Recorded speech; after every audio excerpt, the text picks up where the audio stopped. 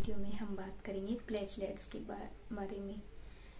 Please guys, if you like my video please like, share and subscribe my channel. Thanks for watching and let's start the today lecture. Platelets के बारे में सबसे पहले हमने पीछे की वीडियो में बात की थी ब्लड की कंपोजिशन के बारे में। देन हमने स्टडी किया था प्लाज्मा एंड फॉर्म्ड एलिमेंट में दो कंपोनेंट के बारे में, आरबीसी एंड डब्ल्यूबीसी। अगर आपने वो वीडियो नहीं देखी है सो प्लीज मैं रेकमेंड करूंगी पहले आप वो वीडियो जरूर देखिएगा। एंड आज की इस वीडियो में हम बात करेंगे प्लेटलेट्स के बारे में। प्लेटलेट्स का दूसरा नाम क्या है? Thrombocyte. Platelets also known as the thrombocytes. ठीक है, इनका क्या काम होता है? ये बेसिकली प्लेटलेट्स जो होती है वो होल सेल नहीं होती but are fragment of cell. Platelets are not whole cell but are fragment of cell। ठीक है, ये तो हुई इसकी बेसिक इंफॉर्मेशन के बारे में। ठीक है, प्लेटलेट्स की अगर लाइफ स्पेन, शेप, स्ट्रक्चर और साइज के बारे में बात करें तो कैसी होती है? लाइफ स्पेन जो होता है वो अबाउट 5 to 9 days होता है, नियरली अबाउट 1 week। ठीक है, और शेप की बात करें तो वो ओवल शेप की होती है प्लेटलेट्स की सेल। ठीक है, बेसिकली क्या होते हैं? फ्रेगमेंट ऑफ सेल्स होते हैं। ठीक है, और नंबर की बात करें तो इसका होता है 1.5 से 4 मिलियन।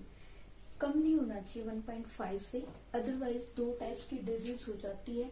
अगर प्लेटलेट का नंबर इंक्रीज हो जाता है देन उस डिजीज का नाम है थ्रोम्बोसाइटोसिस।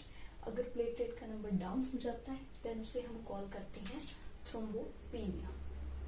ठीक है, ये दो टाइप की डिजीज हो जाती है व्हेन प्लेटलेट इज डाउन और इंक्रीज। ठीक है, option it is clear. Colour की बात करें तो ये कलरलेस होती है। इनकी जो सेल्स में जो साइटोप्लाज्मिक कंटेंट बहुत कम होता है और लैक और नो न्यूक्लिएटेड सेल्स जो इनमें पाई जाती है। अब आप कहेंगे कि प्लेटलेट की सेल का जो सोर्स कहाँ पे है, मतलब कहाँ से बनती है? अगर इनकी बेसिक थोड़ा सा हम डिटेल में जानते हैं। ठीक है, आरबीसी, डब्ल्यूबीसी और प्लेटलेट तीनों की फॉर्मेशन जो है वो कहाँ पे होती है? बोन मैरो में होती है। ठीक है, ये तो डायरेक्ट फॉर्म में दोनों की फॉर्मेशन हो जाती है बट ये जो प्लेटलेट्स की सेल है वो इनडायरेक्ट फॉर्म में बनती है। जैसे कि आप यहाँ पे देख सकते हैं, इनका जो बेसिक सोर्स है वो है हमारी होमोपोएटिक स्टेम सेल्स। होमोपोएटिक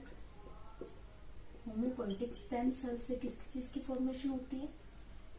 आरबीसी की भी फॉर्मेशन होती है, डब्ल्यूबीसी की भी फॉर्मेशन यही से होती है एंड प्लेटलेट्स की फॉर्मेशन भी यहीं से होती है बट इनडायरेक्टली। सबसे पहले ये क्या क्रिएट करती है? एक सिंगल मेगा कार्योसाइट की सेल बनाती है। ठीक है, मेगा कार्योसाइट्स। एक मेगा कार्योसाइट क्या प्रोड्यूस कर सकता है? 1000 प्लेटलेट प्रोड्यूस कर सकता है। कितने नंबर ऑफ प्लेटलेट प्रोड्यूस कर सकता है? 1000। ठीक है, मेगा कार्योसाइट कहाँ पे बनती है? बोन मैरो में। कहाँ पे फॉर्मेशन होती है? RBC, just like the RBC and WBC. Megakaryocyte कहाँ पे बनते हैं? Bone marrow. Option it is clear यहाँ तक। Then bone marrow. अब ये मेगा कार्योसाइट बोन मैरो में प्रोडक्शन कौन, एक हार्मोन जो है वो रिस्पॉन्सिबल होता है जो इसके प्रोडक्शन करवाता है हमारी बॉडी में। जैसे कि मैं बेसिक डायग्राम बना रही हूँ, ये है हमारा स्टमक और आपको पता है this side this is the liver. ठीक है, एक बेसिक डायग्राम है समझने के लिए। लिवर एक हार्मोन रिलीज करता है जिसका नाम है थ्रोम्बोपोएटिन। ठीक है, ये थ्रोम्बोपोएटिन हार्मोन जैसे ही लिवर के द्वारा रिलीज किया जाता है तब ये किस चीज का प्रोडक्शन इंक्रीज कर देता है? मेगा कार्योसाइट का। उस टाइम पे मेगा कार्योसाइट की फॉर्मेशन बोन मैरो में इंक्रीज हो जाती है। Then it stimulate the platelets. बाद में किसको स्टिमुलेट करता है? प्लेटलेट्स का जो है वो नंबर ऑफ प्रोडक्शन होना स्टार्ट हो जाता है बोन मैरो के अंदर। ठीक है, it stimulate the platelets and then platelets enter, break off and enter किसमें कर जाती है? ब्लड सर्कुलेशन में। हमारी बॉडी के ब्लड सर्कुलेशन में ये एंटर करते हैं। जैसे इनका प्रोडक्शन जो है इस हार्मोन की वजह से इंक्रीज हो जाता है। ठीक है, देन किसमें एंटर करती है हमारी प्लेटलेट्स? ब्लड सर्कुलेशन में। अब आप कहोगे कि इसकी बेसिक इन्फॉर्मेशन के बारे में तो हमें पता लग गया कि प्लेटलेट्स क्या होती है, कैसी एक स्ट्रक्चर एंड कलर होता है, ठीक है, और कहाँ से ये बनती है। अब इनका रोल क्या है? So they play important role in blood clotting में। किसमें इम्पोर्टेंट रोल प्ले करती है ये हमारी प्लेटलेट्स? ब्लड क्लोटिंग में या ब्लड के लॉस को रोकने में, ठीक है। They help in blood clotting. Clear है यहाँ तक? ठीक है। बेसिकली हमारी बॉडी से एक्सेसिव ब्लड के लॉस को रोकने में प्लेटलेट की महत्वपूर्ण भूमिका है, इम्पोर्टेंट रोल है, ठीक है। इसके लिए ये कोई केमिकल रिलीज करती है जो ब्लड क्लोटिंग में वो प्लेटलेट की हेल्प करता है। प्लेटलेट के अंदर कुछ ग्रेन्यूल्स होते हैं जो एक केमिकल रिलीज करते हैं, जिस केमिकल की रिलीज की वजह से बोन मैरो के अंदर प्लेटलेट का नंबर जो है वो इंक्रीज हो जाता है। जैसे ही कुछ ब्लड वेसल डैमेज हो जाती है तो हमारी जो प्लेटलेट है वो बाइंड करती है उस क्लोट के साथ, ब्लड वेसल्स के साथ। व्हेन प्लेटलेट बाइंड करती है, जैसे ही हमारी प्लेटलेट्स बाइंड करती है, ठीक है, ब्लड क्लोट के साथ, तो इस टाइम पे एक हार्मोन रिलीज होता है जिसका नाम है सीरोटोनिन।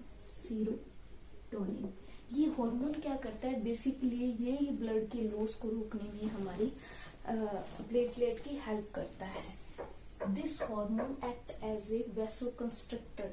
किसकी तरह काम करता है ये हार्मोन? हमारा वैसोकंस्ट्रिक्टर की तरह काम करता है, ठीक है। वैसोकंस्ट्रिक्टर का मतलब है it narrows the blood vessel, मतलब ब्लड वेसल के साइज को ये क्या कर देता है? कम कर देता है। या दूसरे सेंस में अगर हम बात करें तो ये ब्लड फ्लो को बेसिकली क्या करता है? स्लो डाउन कर देता है या स्टॉप कर देता है, ठीक है।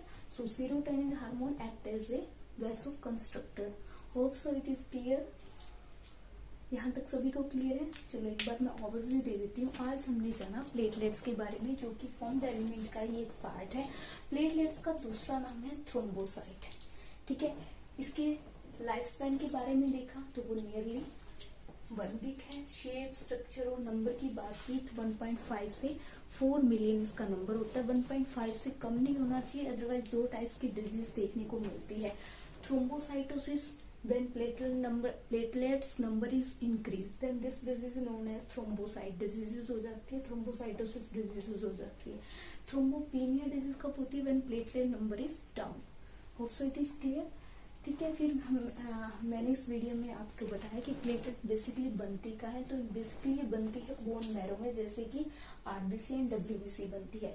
बट आरबीसी डब्ल्यूबीसी होमोपोएटिक सेल से डायरेक्ट बन जाती है, बट ये इनडायरेक्ट फॉर्म से क्रिएट होती है। एक मेगा कार्योट एक सिंगल सेल से फॉर्म होती है। ये बेसिकली प्लेटलेट्स एक कंप्लीट सेल नहीं होती, जबकि एक सेल का एक फ्रेगमेंट होता है, ठीक है। और इसमें बाकी सभी ऑर्गेनल्स प्रेजेंट होते हैं। स्मॉल अमाउंट में साइटोप्लाज्म होता है, बट न्यूक्लियस जो है वो एब्सेंट होते हैं, ठीक है।